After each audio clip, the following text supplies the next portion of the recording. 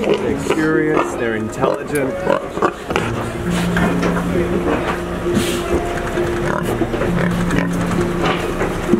Being trucked off to their needless murder, only because we're paying for it as consumers. The Essex Pig Save Vigil was one of mixed emotions. On one hand, there was a deep sadness, obviously, witnessing these innocent individuals being trucked to their needless murders. And on the other hand, there was an incredible sense of hope as 70 people gathered to bear witness to this atrocity, to document what they witnessed on their phones and cameras, with the intention of sharing this on social media with people who follow them, friends and families. And the Save movement started with just one woman, one pig truck in one city, and 8 years later is now a worldwide movement with over 400 chapters across more than 40 different countries. That's incredible. It's incredible growth, and it's needed so much because the industry doesn't want people to see this middle step. They don't want people to see these animals being trucked to their slaughter. So when activists, when vegans go along and film this and share this information, it's really shedding light on what's usually kept in the dark. That's right. We're showing consumers the faces of their salami, bacon, pepperoni, hot dogs, sausages, and ham. Hello, sweetheart. I'm sorry this is happening to you. I'm trying to stop it. I'm sorry that I used to eat you and your friends and your family members. You don't deserve this. I'm trying to show people that you're an individual who's scared, doesn't want to die, is avoiding pain and suffering just like all beings, just like us. So, you know, as Lucas said, it's mixed emotions, and seeing the animals in this state is heartbreaking. There's no doubt about that. They're always in terrible conditions. This particular day was really hot, so the pigs were dehydrated. We weren't allowed to give them any water. And we're filming this the day after the vigil, and it's very hard to know that the individuals that we met and connected with by looking into their eyes and their eyes looking back at us, just as we would another human, are no longer alive. They've been needlessly murdered. It's the most gross injustice on the face of this planet today, because they're babies. They are, and it's a haunting experience to think that somebody we just, as you said, looked into their eyes and made a lovely connection with are now dead. You know, only hours after we saw each other. And they didn't die of natural causes either. They have the most brutal murders. Yeah. You know, they are typically gassed with carbon dioxide and they burn from the inside out. And then they are hung up by their ankles and have their throats slit.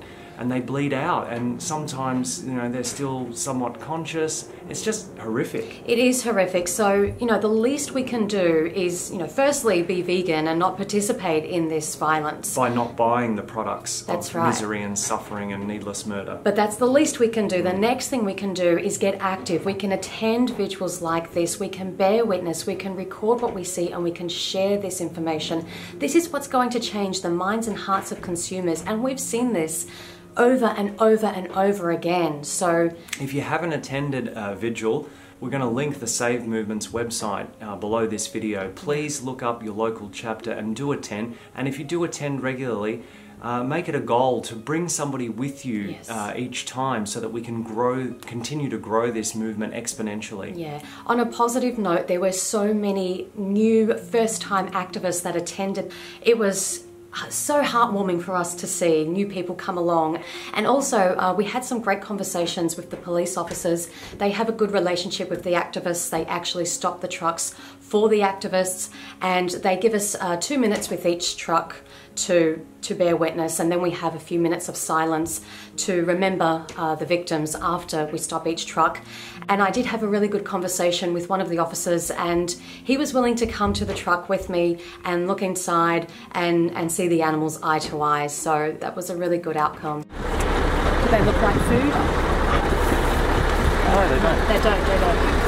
That's right, and 2 of his colleagues we also spoke with, and one of whom was a vegetarian, and we told him about the cruelty in the dairy and egg industry, and he seemed very open-minded, so he did, and positive outcomes. Yeah, the other woman that we spoke to, the police officer, she was almost vegan. You know, she had been attending these vigils for a long time. She had a really good heart, and we just helped her out with a few dairy items that she was still holding on to.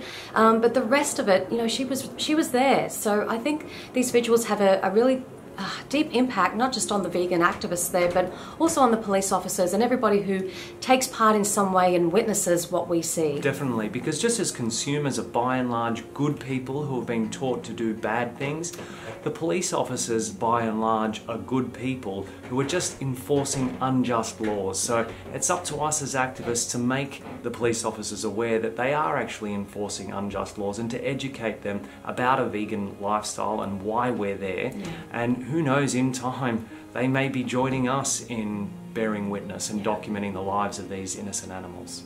They just want to feel the sun on their faces, the wind on their skin.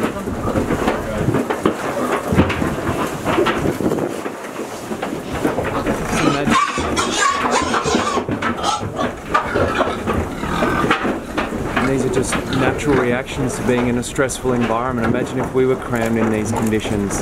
And there was something incredibly powerful about 70 people gathering. That's an amazing number. I mean, it really shows that people care about animal rights. That's right. I mean, everybody got up in the middle of a working week, quite early for an early start, and they wanted to document these animals and they wanted to share their stories with their followers on their social media to raise awareness so that others can make the compassionate choice. And there's a great energy in that number, you know, there's strength in numbers, and you could really feel that we're pushing this movement forward. Look into their eyes. They're just big pink dogs. Curious, intelligent, just want to be with their families and their friends. They form strong social bonds. We're trying.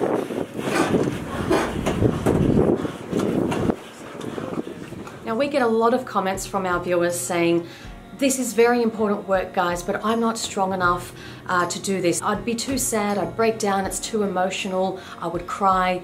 And people feel like they can't do it, but we're telling you that you can do it. There's nothing special about us or any other person. We all just go and do what needs to be done. We're there to support each other. It's a very positive environment in a really terrible situation. That's right. And then something that you can do for your self-care and your own health and mental health and well-being. To create balance. To create balance after attending a vigil is to visit an animal farm sanctuary where individuals have been rescued from slaughter and they are free to live out their lives with their families, with their friends, in their natural environment, doing what they would naturally do. And it's a beautiful experience to see what could be and what will be when we create this vegan world that we all want to see eventually. So that's what we did after the Essex Pig Save Vigil. We went to visit Tower Hill Stable Farm Sanctuary run by Fiona Oakes, the amazing vegan athlete, and her partner Martin. And it was so uplifting. It was beautiful. And you know what we noticed? Those animals, they're individuals. They have personalities, they have needs and desires, and they express them.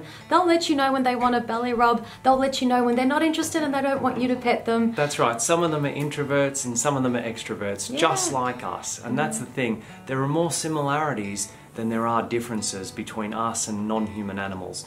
And they're just like our family, you know, cats and dogs. It's the same type of personalities that you will find in these animals that we've been told are food animals. Yeah, they're not numbers, they're not livestock, they're not commodities, they're not objects, they're not things, they're individuals. Yeah. And to see that contrast between the animals on the trucks going to slaughter and the free animals at the farm sanctuary, it makes you question, you know, if we don't need to eat animals for any reason, why would we choose to be cruel if we could choose to be kind? It takes nothing away from a human to be kind. No. So I think it's a very powerful experience to go to both of those in the one day. It was amazing, and we would encourage vegans to definitely do this. And please, as Lucas said, bring someone with you. Ideally, a non-vegan in your life. Allow them to see, to bear witness with you, those animals on the trucks going to their murder. And then give them that experience of being in a farm sanctuary situation and seeing those animals free in their natural environment so they can, you know, compare the difference and see how their heart feels. Their heart is going to tell them That's right. which one they want to be contributing to. We'll link some resources down below. Please check out the Save Movement's website, find your local chapter, and if there isn't one, there are instructions on how you can start one yourself. Yeah, absolutely. Please share this video around, give us a like, leave us a comment down below. We want to hear from you. And remember until next time that going vegan is not the most we can do. It's the least we can do.